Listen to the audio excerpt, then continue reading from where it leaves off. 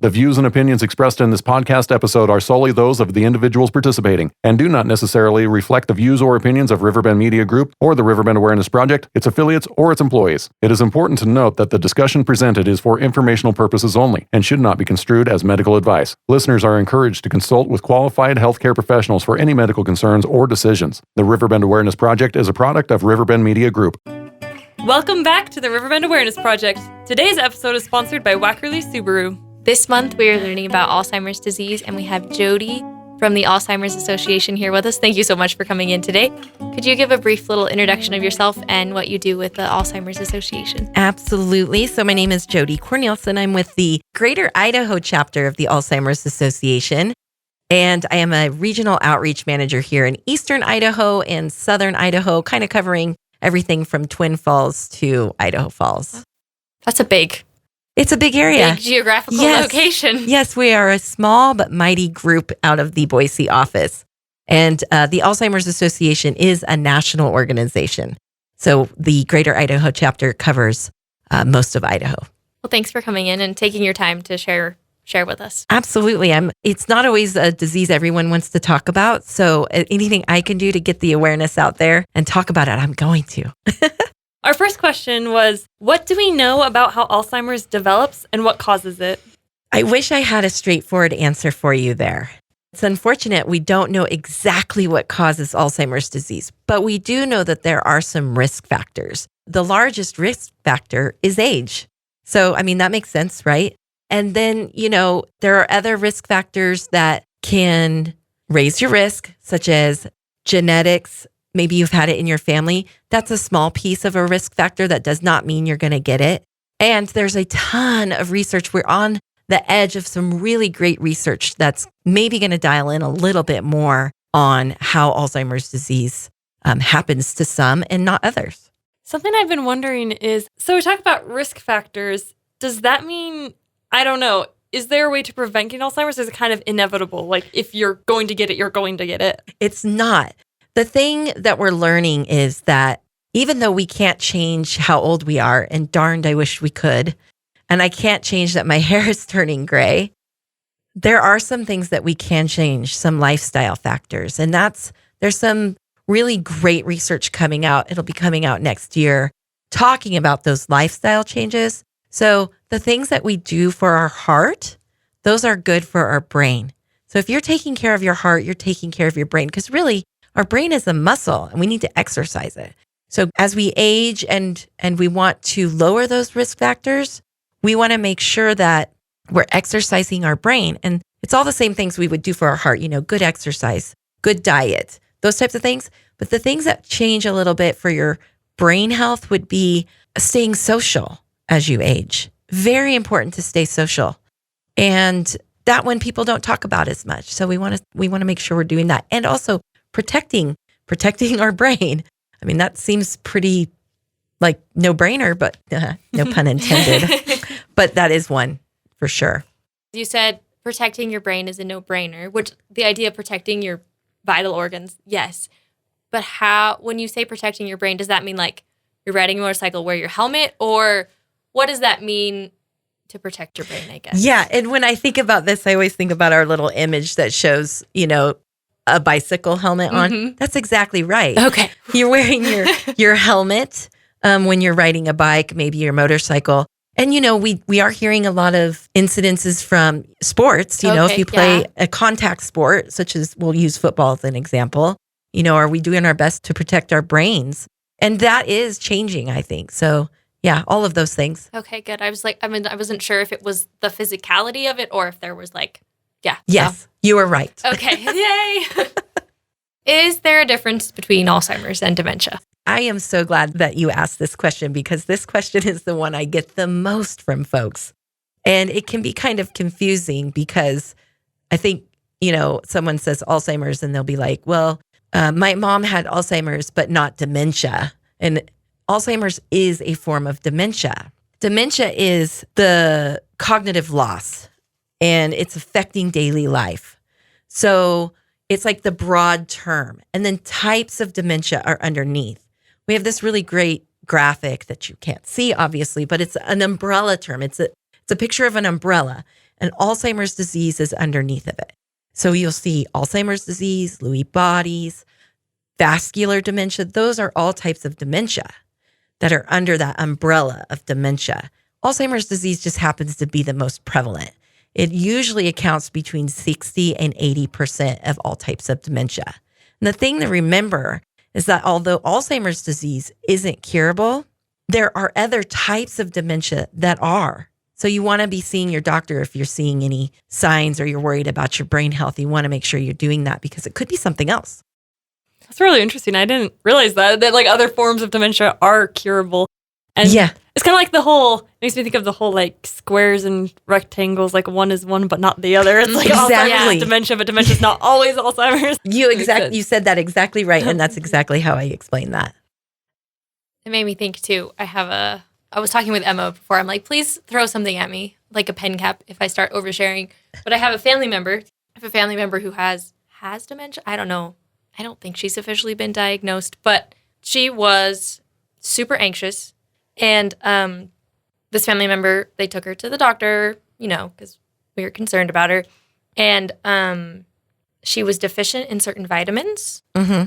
And then I think there was some other factors. Mm-hmm. I don't know all the details exactly, but I do know she still doesn't remember everything super well, but her, like the state of fear and anxiety and confusion that she was in has lessened significantly once she got some vitamins, and I think she has another medication that's helping. So I don't know officially what kind of dementia she was having, and I don't know how much of it is still there and how much is not, but it is really important, I feel like, to go to a doctor, get the information, because there's probably multiple factors involved in whatever is happening to that individual and what they're going through. That's that's a perfect example of making sure that someone is going to see their doctor, because there could be that type of thing going on, a vitamin deficiency. And maybe there's still some symptoms of dementia happening of some type, but at least we're dealing with the things we can control at this moment. And so that's going to help, prolong somebody's cognitive health. And that's when I talked about those things that we can do to help our brain stay healthy. Even if you've been diagnosed for Alzheimer's disease or another type of dementia that isn't curable, those things, keeping ourselves active and social and getting good sleep at night, those things help us keep the cognitive decline lowered. So it's important to do that. And yeah, UTIs, I'll just bring this up real quick. A UTI can cause cognitive loss.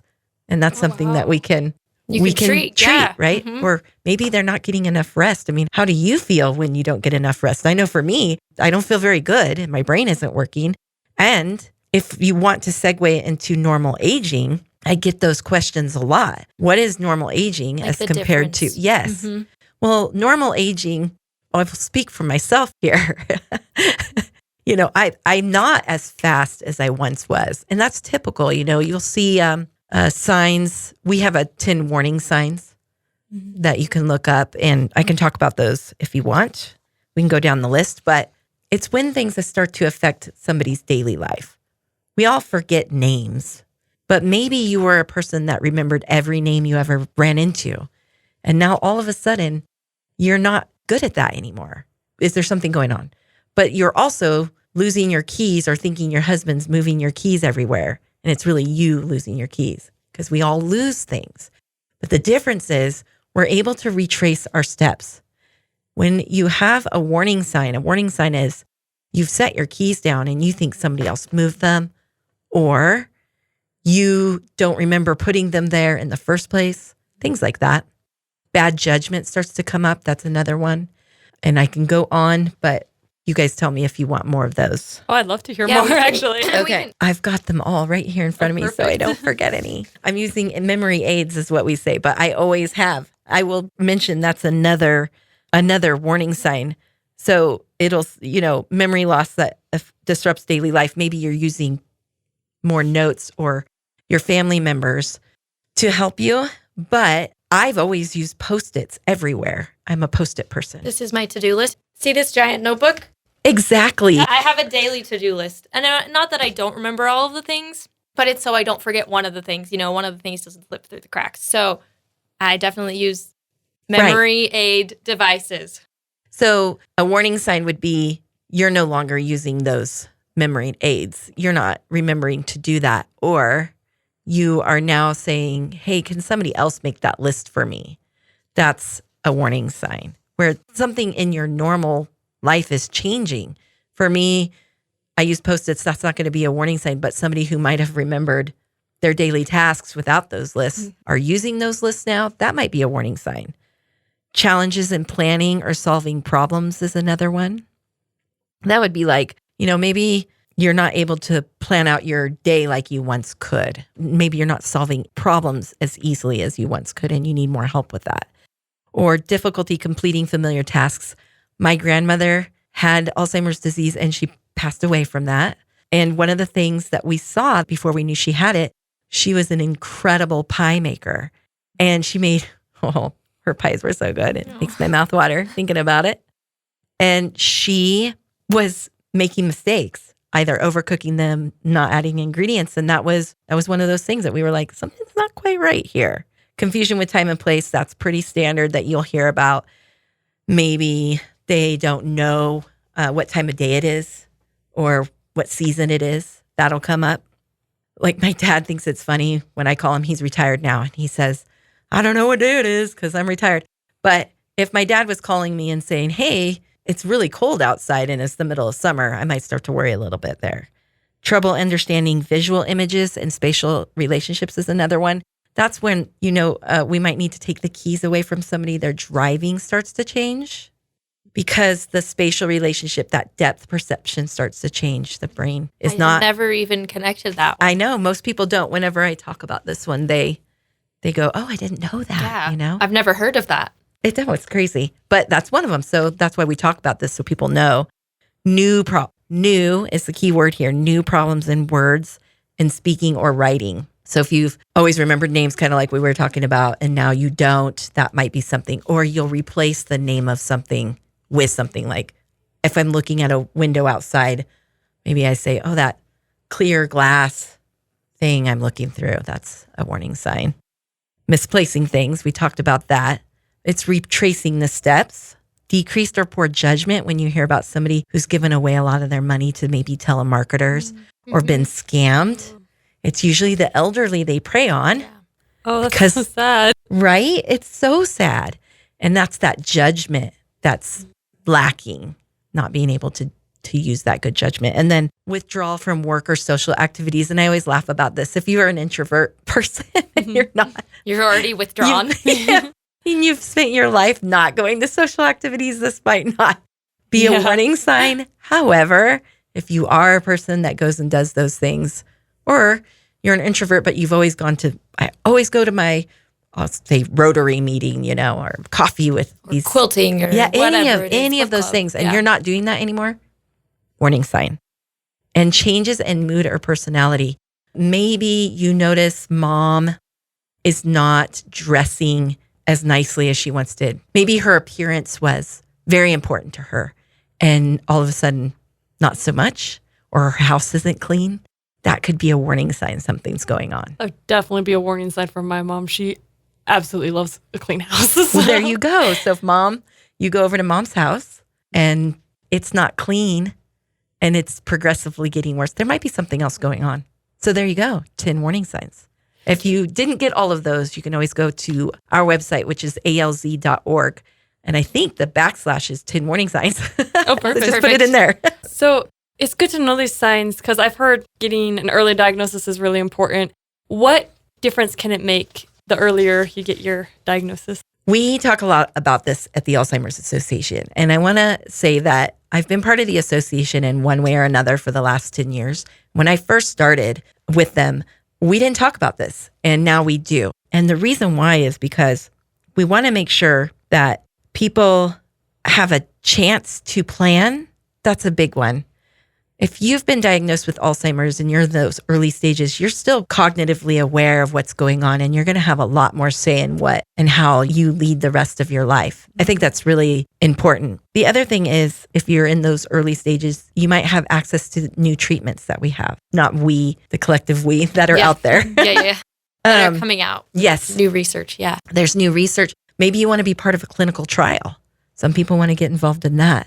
It's also that chance to prioritize your health, like I was talking about, making those changes. Kind of like if anybody gets a diagnosis of diabetes or high blood pressure and cholesterol, there are things that we can do to help that. And that also helps your brain. And it can help you save money. Because if you've waited or a caregiver has waited so long, that financial burden goes up. But if you have a plan in place, you can sort of alleviate those costs and prepare for it. How is Alzheimer's diagnosed? Well, currently, there's no single way to diagnose Alzheimer's disease. So you might have a physical exam. You'll hear people talk about a mini cognitive test that they get from maybe even just their family practitioner or general practitioner. If, they weren't able to pass that test or we're seeing some concerns, they might get some imaging. PET scan does find the plaques and tangles that are in the brain. However, PET scans are not readily available everywhere. So not super great way to do it. MRIs help rule out other things that could be going on, but that's not going to diagnose. And I think that's it, but there might be a couple others. But what I'm saying is it's a group of things to make that diagnosis. And so what research is happening right now and what some folks may have heard even through the news is that there might be right on the edge a biomarker test, a blood prick that the blood would tell us what's going on or be an indicator of, hey, something else is happening. So that's some of the new, very, very new research that's coming out. And if we could get that kind of diagnosis, how much better would that be to start working on making changes in your lifestyle habits? So that's exciting. There are some, for a very long time, the only drugs that were available were ones that treated symptoms. And so anxiety, like you were talking about, those types of things. And now there are some new drugs coming out that have come out. I think there are 3 officially in the market that are treating, slowing the disease. Sorry. And those are also not super out there yet because they're brand new. That's only happened in the last couple of years. Big, big stuff happening. And I could, well, not me really, but we could speak all day on just this topic. If you want more information, then check our website and we have a whole research platform so people can look into that a little bit more. I'm going to jump back to kind of different types of Alzheimer's or dementia. Okay. What is early onset Alzheimer's and how is it different from Alzheimer's in older adults? I had never thought of this question until we started researching for questions and I was like, that's a thing? So Yeah. It's not as typical. So early onset is not any different than regular onset Alzheimer's. It's just anybody under the age of 65. So when we say early onset, just know they're under the age of 65. And it's more rare for that to happen, but it is out there. I knew of a person who was in their 40s. Yeah. Oh. Yeah. So it's out there. It's just not as typical. It's usually as you age more, that risk factor goes up. is there a typical age or like an average when Alzheimer's? Or if not, that's fine. I actually don't know the answer to that. Sorry. I don't know if I've ever seen that like in our facts and figures. And maybe there isn't. Maybe that's because there isn't. I don't know. I know that the risk factor increases a certain amount as you get over the age of 65. And I don't remember those exact numbers, but it's like significantly increases that risk factor. One thing that I read when we were researching was that changes in your brain can start showing like up to 20 years before you even show any symptoms of Alzheimer's. Yes, I'm really glad you said that because I probably would have forgotten to mention it. But yes, so there can be no symptoms, but biological changes occurring in the brain 20 years before symptoms start. And we call that being asymptomatic. So why would you go to the doctor or have anybody look at your brain if you have no symptoms, you don't think anything's wrong? So what we're trying to do is get some of those biomarkers, the blood tests, let's say, we'll use that as the example. Because what if 20 years prior, you go in and they go, oh man, yeah, you have this biomarker that's showing that you likely are going to have Alzheimer's disease. Let's take care of that right now. Let's get you on this treatment. That's the dream. That's the goal right there. But we can't do that unless we have those ways of detecting. And then it moves into MCI due to Alzheimer's disease. And that's symptoms of cognitive decline where they start to appear. But that doesn't mean, so there can be mild cognitive impairment. I didn't explain what MCI was, but that's what it is. And that might be a cause of some other type of dementia or something else going on. But MCI due to Alzheimer's disease is where it may develop into symptoms of Alzheimer's. Then you go mild, where somebody's still functioning. It's just slightly causing issues, slightly interfering with daily activities. Then moderate, where obviously a little bit more, maybe more help, more care from the outside. And then severe is interfering with almost all daily activities. And eventually someone loses the ability to remember how to swallow. And So sad. right? It's so sad. And so, yeah, I hate to even talk about it, but it is what it is. I mean, it's important because you don't think about that. You think of someone losing their memory, like forgetting who people are or forgetting like days of the week, but that it goes that far. Like you forget how to use your body. right. That's so hard. And I don't want to say a lot of the time because I don't really have any numbers for this, but often if you're forgetting things and you're forgetting to take your blood pressure medicine or something like that, you may pass away of a heart attack, let's just say, before you get to that place where you're not swallowing. But at the end, yeah, that's exactly what's happening. Your brain is losing brain cells and it's becoming smaller and not working the way it once was. It's dying. Your brain is dying. It is a disease. That's one of the misconceptions of Alzheimer's disease is, oh no, everybody gets that. You're getting older. That's just what you have. It is a disease of the brain. What are some other misconceptions about Alzheimer's? That's the biggest one that I just mentioned, that it's a disease of the brain. And I think the other thing I hear is, well, you'll absolutely get it the older you get. Or you'll have it. That's not the case. You won't necessarily get Alzheimer's disease. I think too that people just don't want to talk about it. It still has a lot of stigma around it. All forms of dementia and Alzheimer's disease typically is the one we talk about.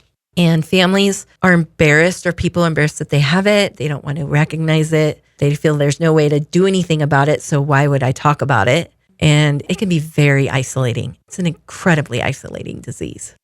But that's a misconception, is that there's not really anything you can do about it. But we know that there are maybe some things you can do about it to at least slow the process. Yeah, I would say get diagnosed. Try to get that diagnosis, because if there's anything you could do, wouldn't you do it? If somebody was diagnosed with cancer, most people are going to do anything they can. And we aren't in a place where we have a treatment for Alzheimer's disease yet. We have some that are causing to slow it. That's great. But until then, if you can make sure your heart is healthy and get better sleep at night, wouldn't you? Yeah. Yeah. And I think too, what you said a little bit earlier, like even just planning, like advocating for yourself, knowing that, okay, I might not be able to do this now or later in the future as well, because I won't remember, but making a plan and saying, no, this is what I want. I think that's important too. Both getting any possible kind of treatment to slow it down, anything, and making sure that your life is going to be what you want it to be in the future. I think that's super important too. It's incredibly important to have a little control over what's going to happen to you, because that control slips away as they go through the process. And this is a very long disease sometimes. 20 years sometimes for people. It's just tough. And it's really tough on caregivers. That is a huge issue for caregiver burnout. And we get that a lot. We hear that a lot. So we want to make sure caregivers know that there's help for them out there. That kind of leads perfectly to our next question. It was, how can we support those who are caregivers for those with Alzheimer's disease? Well, we can do podcasts like this. Hey. Yay, we're helping. And I will always share that the Alzheimer's Association has a 24/7 helpline. Notice I said helpline. It's not a hotline. So you don't have to call it when you're just in crisis. You could hear this podcast and call. It's a national hotline. So if you're in Idaho, if you're across the country, you can call the same number, 1-800-272-3900. And master level clinicians are on the other end. So you will get somebody to help you. So if you have a question about yourself, a loved one, maybe you're caregiving and somebody has a behavior that you don't know how to handle, they will help you through that. Maybe you've been recently diagnosed, you can call and they will help you plan and put a care plan together. That's our resources. There's multiple resources in the communities. You just have to kind of know where to look. Offices on Aging often have a lot of resources. There are caregiver support groups. We have caregiver support groups, the Alzheimer's Association, but other entities have them as well. And it's reaching out and finding, how can you get help? I know there's some respite programs. The community care program throughout the state of Idaho is fantastic. That's another great resource, and they offer case management and respite. So yeah, if we could just get people to say, instead of saying to me, which I hear a lot, I wish I would have known about you sooner. I might tear up right there because it happens all the time. And my job is to make sure that folks know that these resources are available to them. So I'll do whatever it takes. Okay, maybe not whatever, but I will do. I'll do what I can. We talked about keeping your brain healthy by protecting it, like with a helmet and things like that, but also like kind of less in a physical way, more of just, I don't know, like learning new things or like, since your brain is a muscle, what are ways you can work that muscle? All right. So going back to reducing the risk of dementia, I mentioned earlier that, we want to take care of our heart, and there are a couple things that set your brain muscle health apart from that. And that was to stay social and challenge your mind. So I think a lot of times we hear people talk about, I'm super into Sudoku. How do you, I never say that right. The Sudoku. Thank you. That word, that game. That's. I didn't say it because I can't say it either. I can't say it. I don't know if I said it right. I don't think I've ever said it right. Yeah. That's great. But if you do it all the time and you just whip them out, that's not really challenging your brain anymore. So you want to try new things. Learning another language, hugely helpful to your brain. Learning a musical instrument, great for your brain. There's a lot of research behind those types of things. Got to exercise your brain. Yep, it's a muscle. I say stay in school, but what I mean is learn something new. Anything new, really. Go to a class, participate in something. Then you're being social and you're learning something new. It's a twofer. I kind of want to learn something old because I haven't taken a math class since my sophomore year of high school. So maybe I'll go back and relearn. Maybe you need to take another math class. Got to relearn my geometry. Yes. Yeah, all of that. All of this, get moving, sleep well, be smoke free. If that's kind of I keep saying no brainer, but trying to eliminate smoking, just another reason, just for your heart, but it's now for your brain. So if you're like, why would I bother dealing with my high cholesterol? Well, maybe you should because it's affecting your brain too. So all of those things work. I definitely feel like just as we've done episodes and talked about different diseases and health topics, everything is so connected. Like being social and learning things and taking care of your body. It all helps. Like it helps your mental well-being. It helps your physical well-being.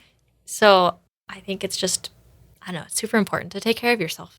Yes. I don't know. Sorry. That's we just need to take care of ourselves. Statement. Not to dismiss that it's not. It is hard to do that. It is. I was for let's see, maybe 4 months ago, I was exercising fairly regularly. I've completely stopped. I'll occasionally go on a walk now, but I used to be doing yoga and going for a jog. Not doing that as much. I got lazy, so it's hard.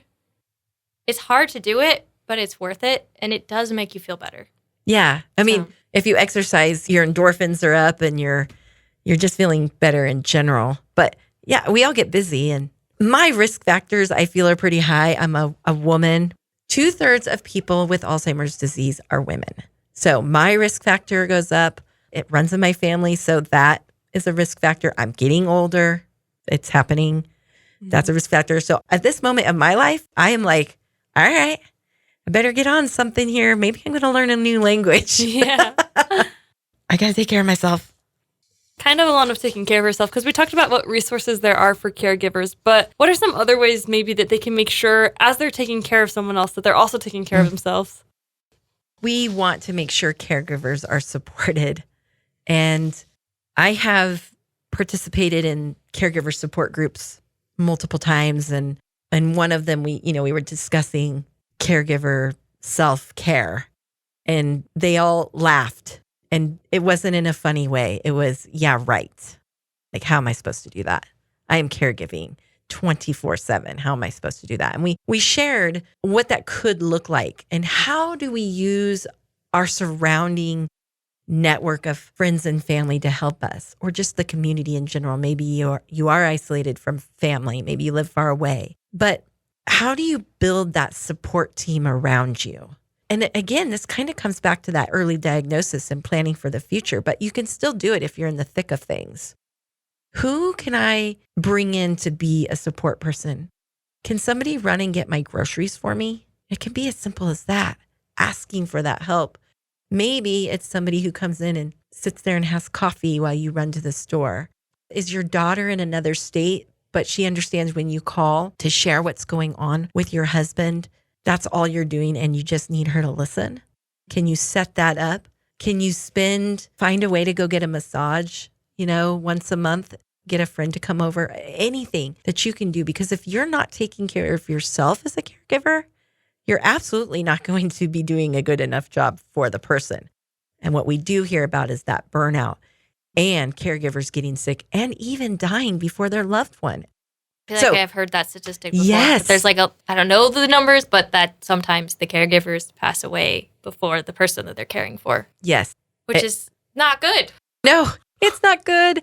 So we want to do everything we can to help caregivers. I do an empowered caregiver series free to the public. I put those out for folks. There's some other organizations that do other caregiver specific programs to help caregivers. We want to make sure people know those are around and there's help out there for them. They're not alone. No, you're not alone. It's the hardest part. With that, how can Alzheimer's affect family dynamics? And how can families manage that emotional toll or that change in the family dynamics? Okay, so this is so hard because it does change dynamics. And especially as the disease progresses, it really changes things. It's not just the dynamics between maybe the husband has the disease and the wife is caregiving. That relationship changes and it can really affect a relationship. Families will pull away, friends will pull away because they're not sure what to say or do. Or the caregiver and the person with the disease, they pull away because they're not comfortable in social settings anymore. So what you want to do is try to alleviate some of that. And so as a caregiver, you might reach out to your family and friends and say, hey, I know this is weird, it's scary, but so-and-so's better in the mornings. Can you come over for coffee instead of dinner? Can we not do family dinners anymore at night? It's just not a good time. Can we do Sunday brunch instead or whatever that looks like? Are you wanting to help? Because I need some help with this. Really letting people in your circle know that changes are coming. Christmas is not going to look the same or any holiday. It's just going to change. And so if you have that expectation and that's important, knowing that those things are going to change is key. And just try to get through them and communicate. When we talk about that all the time, right?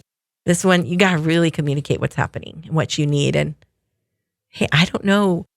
Dad was kind of weird when I was over last weekend. I don't even know if I want to come by anymore. Okay, well, how do we deal with that? What does that look like now? What time did you come? Maybe call first. Let's see if it's a good day or a bad day. Does that help? That definitely helps. Yeah, Okay, no.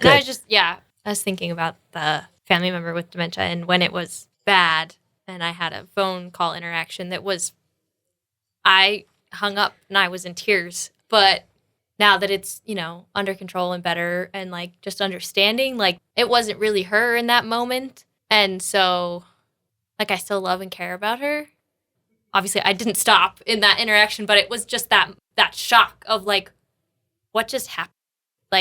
Understanding that, you got to be aware of those changes because I wasn't expecting it. I was just calling to be like, hey, how's it going? And then bam. And it was scary. So I think, knowing and preparing, okay, there might be these interactions, but like you said, maybe there's a better time or kind of give a little warning, a little preparation so that you can still have those relationships because they're still important and they're super important.